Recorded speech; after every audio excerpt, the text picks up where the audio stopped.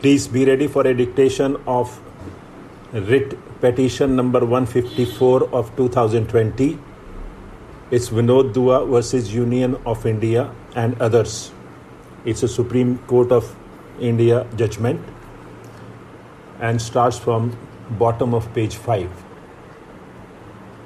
5 seconds.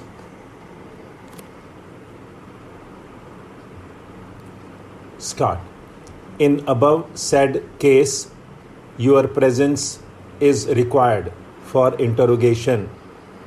So you are therefore directed to join investigation at police station Kumar Sen on or before 13/6/2020 at 10 a.m. sharp. A response to the above notice was sent by the petitioner on 12/6/2020 stating inter alia, I have received your notice dated 11/6/2020 seeking my physical presence for the interrogation of FIR dated 6/5/2020 on 13/6/2020 before the police station in Kumar Sen, Himachal Pradesh.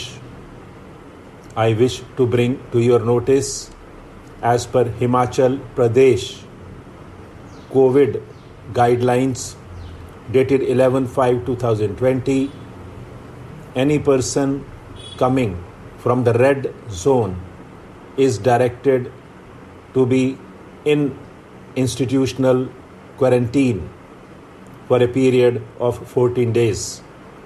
Since I reside in New Delhi, which is currently a red zone, I would be forced to be in quarantine for a period of 14 days.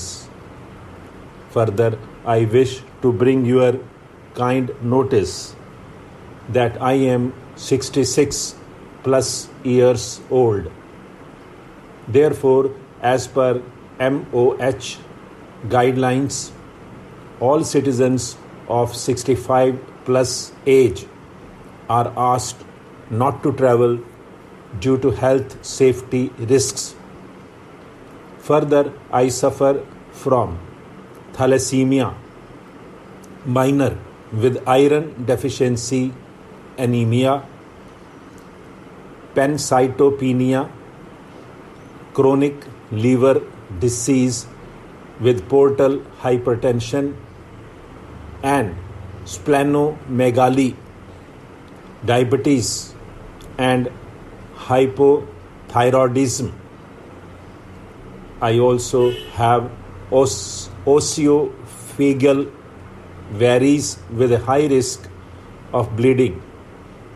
Therefore, doctors have stated that stepping out of my house would be life endangering.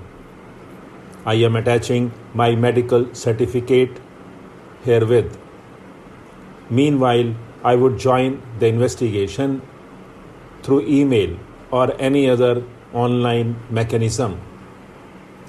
While issuing notice in the petition, order dated 14/6/2020 recorded further.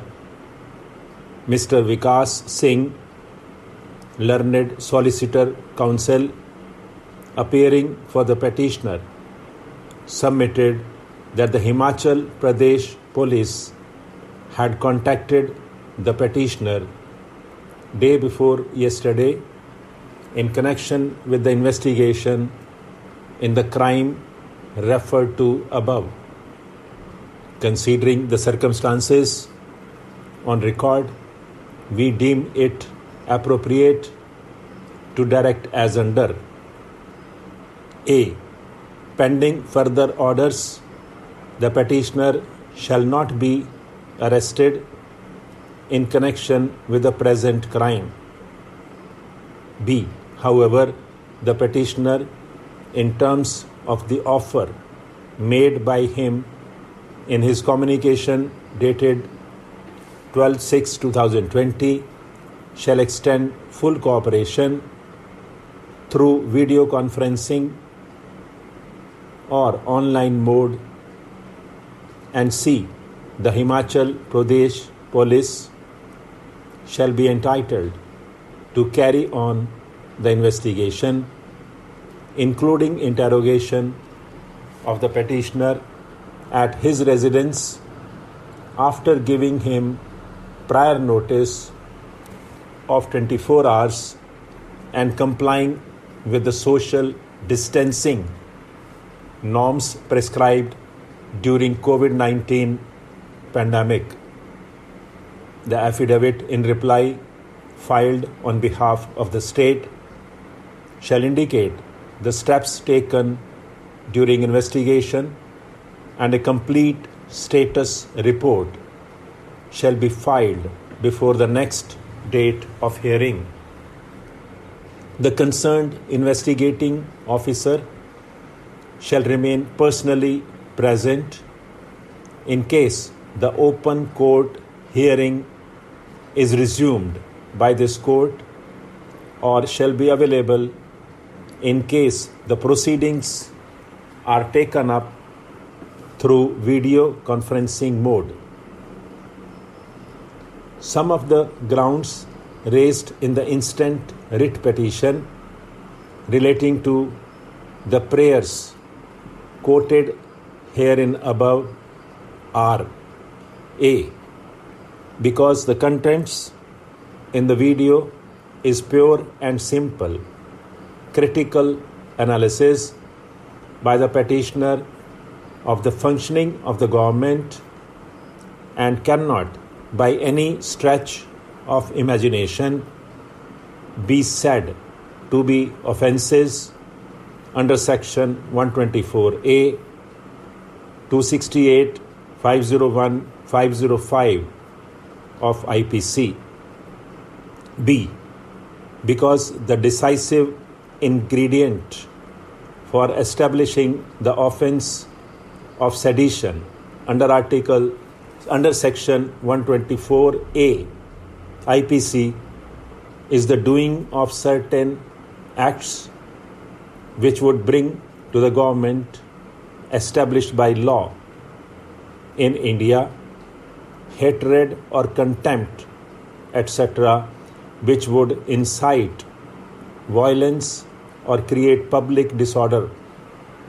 In the present case, there is not even a suggestion that the petitioner did anything against the government of India or any other government of the state. Or because seeking quashing of the FIR dated 6/5/2020 is part prayer, the petitioner through this petition is also seeking guidelines from this Honorable Court in respect of lodging of FIRs against persons belonging to the media of a particular standing, as done in the case of medical professionals, wide judgment in Jacob Matthew versus State of Punjab 2005, 6 SCC 1 para 51-52, affirmed by the Constitution Bench judgment in Lalita Kumari versus Government of Uttar Pradesh and others 2014 to SCC 1 para 115. The affidavit in reply filed on behalf of the state referred to section 52 and 54 of the DM Act as under. At this juncture, it may be noticed that the entire world is passing through an unprecedented international crisis in the form of a pandemic. India also is no exception. In case of a pandemic, any false news necessarily have a tendency of creating panic, and therefore the Disaster Management Act provides for certain offences and penalties.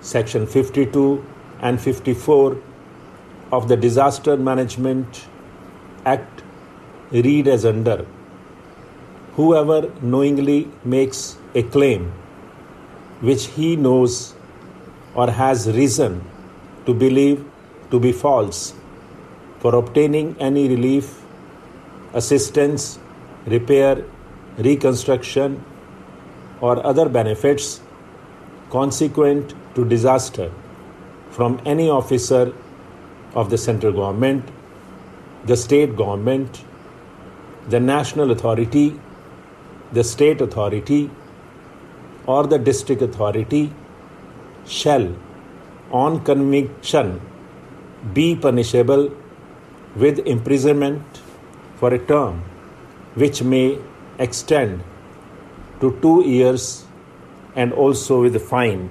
Stop.